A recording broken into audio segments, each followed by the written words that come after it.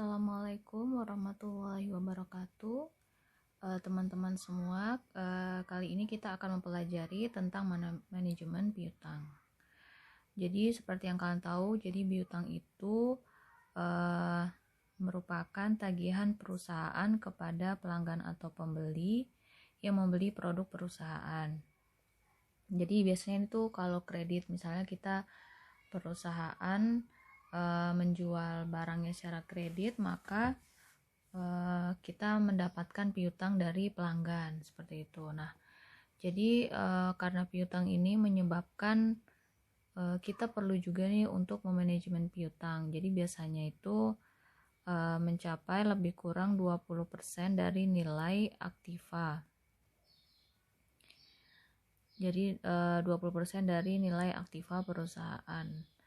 Kemudian untuk penentuan besarnya piutang, di sini kita lihat faktornya itu bisa jadi ada dua. Yang pertama, besarnya persentase penjualan kredit terhadap penjualan total. Kemudian yang kedua bisa juga kebijakan penjualan kredit dan juga pengumpulannya.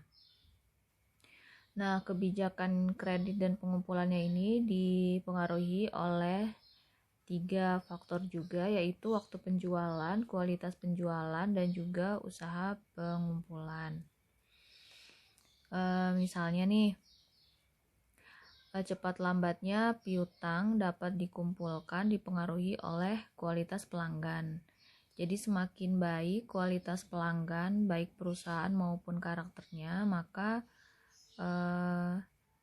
semakin bagus juga, semakin cepat gitu piutangnya itu dapat dikumpulkan. Karena kalau misalnya nilai kualitas pelanggannya itu jelek gitu, maka ada resiko kemungkinan piutang tidak tertagih seperti itu. Kalau misalnya kualitas pelanggannya bagus, maka akan mengurangi piutang tidak tertagih dan juga memperkecil biaya penagihan resiko. Kemudian selanjutnya yaitu kita langsung lihat aja di sini ya ilustrasinya. Jadi misalnya ini membuka toko sembako 1 Januari 2012. Kemudian kebijakan kredit ditetapkan 20% dari penjualan total dengan jangka waktu pengembalian 10 hari. Apabila rata-rata penjualannya 200.000, berarti kan perharinya itu boleh kredit sebesar 20.000. Nah, berarti hari kedua nambah 20.000, ketiga 20.000, sampai hari ke-10 20.000, totalnya 200.000. Namun pada hari ke-11 karena pengembalian piutangnya itu 10 hari, maka pada hari ke-11 itu kita memberikan kredit 20.000, tapi kita juga menerima piutang 20.000. Jadi konstan seperti itu. Nah, ini gambar 7.2 ini skema perputaran piutang. Jadi piutang kemudian apabila dilunasi menjadi kas, kemudian kas ini kita belikan persediaan, dan persediaan ini kita jual lagi, jual kredit ya, menjadi penjualan kredit piutang seperti itu. Misalnya kalau yang contoh yang ini untuk misalnya yang ini ya, bagaimana dengan biaya dan penghasilan yang muncul dengan kebijakan kredit? Kita perlu membeli persediaan sembako tersebut. Untuk membeli tersebut, kita memerlukan dana yang dapat diperoleh dari modal sendiri ataupun ke bank. Kemudian tadi sudah jelaskan kita beli persediaan, dan persediaan tersebut menimbulkan piutang dengan penjualan kredit. Karena penjual menginginkan keuntungan, maka harga jualnya akan lebih tinggi dari harga belinya. Misalnya 25%, maka 125% dikali 100.000 yaitu 125.000. Kemudian untuk perputaran piutang, ini rumusnya penjualan kredit dibagi rata-rata piutang dikalikan dengan 1. Misalnya apabila perputaran piutang perusahaan sebanyak 5 kali, berarti dalam 1 tahun piutang tersebut berputar sebanyak 5 kali. Dan kalau kita pengen tahu berapa rata-rata pengumpulannya, maka tahun 360 hari 1 tahun kita bagikan dengan 5 kali, berarti setiap 72 hari itu terjadi perputaran piutang. Kemudian di sini ada pengelolaan piutang. Jadi pengelolaan pengumpulan piutang ini bagaimana prosedur yang digunakan untuk menagih piutang. Pastikan tiap pelanggan beda-beda ya karakternya, ada yang mungkin mudah ditagih, ada juga yang terlambat membayar, seperti itu. Jadi perjanjian yang tertera pada jual beli ini harus jelas dan rinci. Apa aja itu yang harus dimuat? Misalnya jumlah piutang, besarnya diskon, periode diskon, dan juga jangka waktu penagihan, dan juga ada sanksi apabila terlambat sanksi yang dikenakan terhadap pembeli dan atau penjual jika barang yang diperjualbelikan tidak sesuai dengan keadaan sebenarnya. Biasanya ada surat teguran atau penagihan. Nah, ini akan diberikan kepada debitur apabila debitur tersebut belum mengangsur atau melunasi hutangnya. Nah, proses penagihan itu pasti juga ada biaya besar kecilnya. Penagihan piutang itu berdasarkan pada 5K, yaitu karakter, kapasitas, kolateral, kapital, dan kondisi. Banyaknya kredit yang macet akan menyulitkan kelangsungan usaha perusahaan. Oleh karena itu, perusahaan itu harus tegas agar pengembalian piutang tidak terganggu. Perusahaan harus memperhitungkan keseimbangan antara manfaat dan biaya yang mungkin diderita dalam kebijakan pengumpulan piutang ini. Kemudian kita lihat contoh 7.1. Perusahaan Alma melakukan kebijakan kredit atas penjualan barang dagangannya untuk tahun 2012. Penjualan kreditnya sebesar 60% dari total penjualan dengan jangka waktu kredit selama 4 tahun. Kemudian pembeli harus mengangsur hutangnya dengan ketentuan masing-masing 30% pada bulan pertama dan kedua, 20% pada bulan ketiga dan keempat setelah penjualan. Berikut merupakan penjualan kreditnya ya, Januari sampai Juni. Penjualan totalnya sudah ada, penjualan tunainya dan juga penjualan kreditnya. Kemudian kita lihat tabel 7.1, ini rencana pengumpulan piutang periode Januari sampai dengan Juni. Ini hampir mirip dengan yang manajemen kas sebelumnya. Jadi ini 900.000 kita dapatkan dari 30% dikali 3 juta. Kan dia penjualannya Januari, maka pelunasannya angsurannya pertama itu bulan Februari 900.000. Maretnya juga 900.000 karena sama 30%, kemudian April 20% dan Mei 20%. Ini sampai ke bawah sama ya caranya. Kita jumlahkan aja. Jadi kalau pengumpulan piutang untuk penjualan yang tidak berdiskon itu caranya seperti ini. Kemudian pengumpulan piutang yang berdiskon. Ini kita langsung aja ke contoh. Jadi misalnya dengan cara pembayaran 5/20 net 60, maka untuk tahun 2012 perusahaan menetapkan penjualan kreditnya sebesar 60% dari total penjualan dengan jangka waktu kredit selama 4 bulan. Sebanyak 30% pembeli membayar dalam waktu 1 sampai dengan 20 hari setelah penjualan. Sebanyak 20% pembeli membayar dalam waktu 21 sampai 30 hari setelah penjualan, dan sampai yang E. Berarti menggunakan data yang ini kita lihat di rencana pengumpulan piutang periode Januari sampai dengan Juni tahun 2012. Bulan Januari kan penjualan kreditnya 3 juta. Kemudian ini untuk Februarinya, caranya yaitu kita bisa lihat di bawah. Jadi pada periode 1 sampai 20 hari ini, berarti 30% ya, dikalikan dengan 3 juta yaitu 900.000. Kemudian 5% dari 900.000 itu yaitu 45.000. Kita kurangkan berarti 855.000.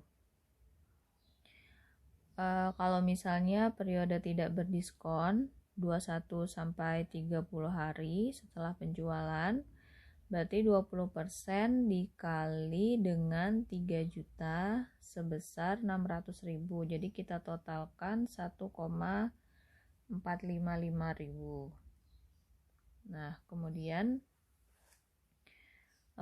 kenapa dua-duanya ditambahkan? Karena ini kan sebulan ya, berarti 1 sampai 20 hari, kemudian sisanya masih ada 10 hari, meskipun tidak berdiskon, tidak mendapatkan diskon, tetap kita tambahkan menjadi 1,455 1.455.000 seperti itu. Kemudian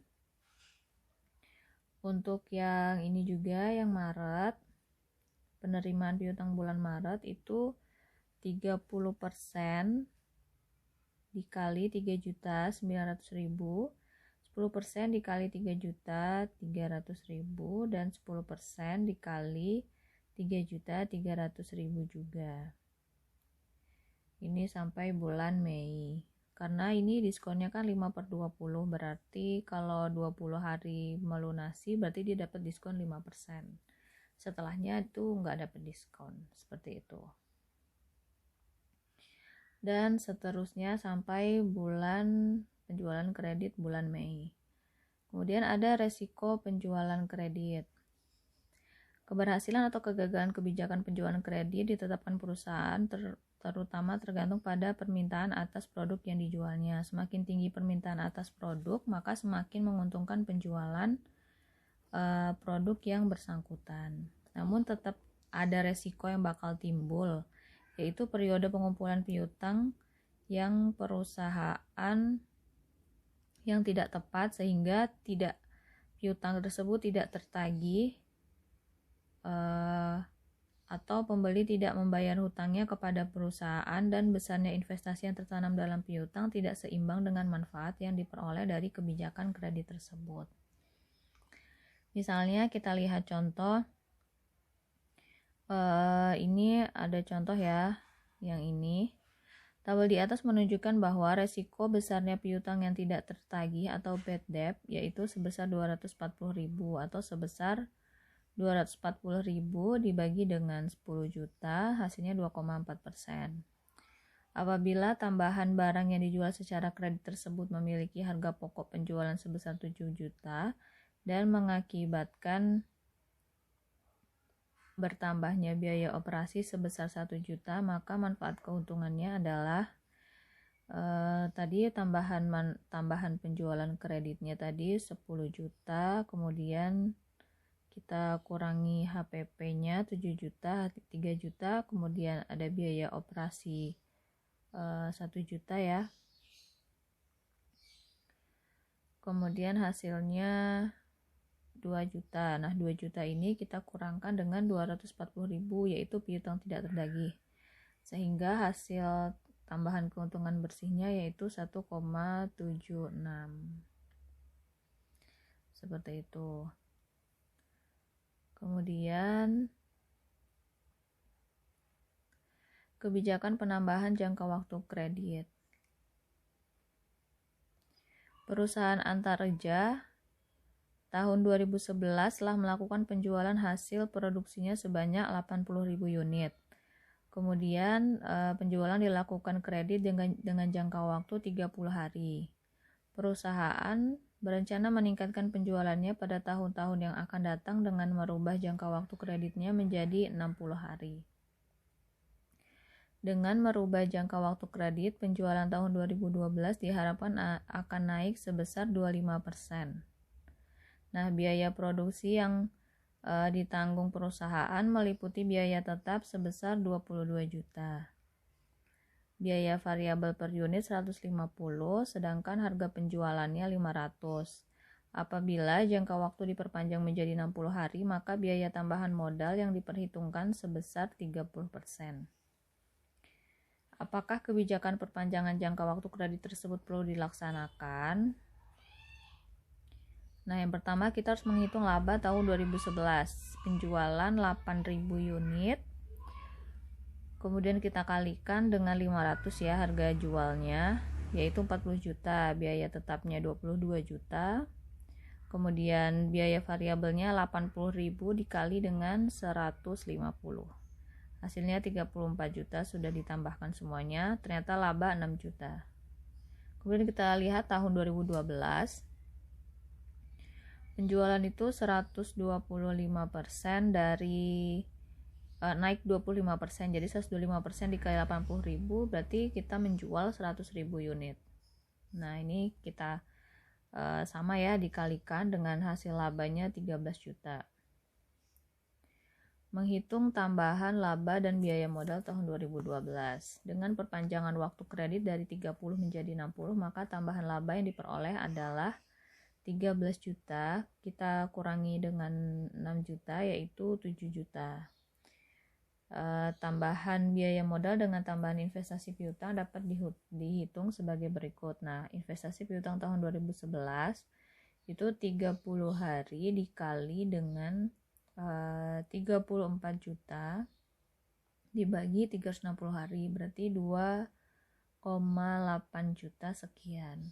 Kemudian investasi piutang tahun 2012 60 hari dikali 37 juta, yang ini ya, biaya tetap tambah biaya variabel dibagi 360 hari, 6,1 juta. Tambahan modal investasi 6,1 juta dibagi 2,8 sekian, hasilnya 3, sekian. Nah, tambahan biaya modalnya yaitu 30%. Kita yang ini kan tambahan biaya modal yang berhitungkan sebesar 30%.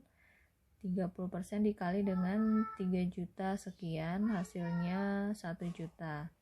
Dari perhitungan tambahan laba dan tambahan biaya di atas, ternyata perpanjangan jangka waktu kredit akan menghasilkan tambahan laba 7 juta lebih besar dibandingkan tambahan biaya modalnya, yakni 1 juta. Oleh karena itu kebijakan memperpanjang jangka waktu kredit dapat dibenarkan karena ternyata mendapatkan laba 7 juta nih, lebih besar dibandingkan dengan biaya tambahan modalnya yaitu 1 juta. Demikian penjelasan materi untuk pertemuan kali ini. Kalian kerjakan untuk soal latihannya ya, yang nomor 1 dan juga nomor 2. Oke, Ibu akhiri. Wassalamualaikum warahmatullahi wabarakatuh.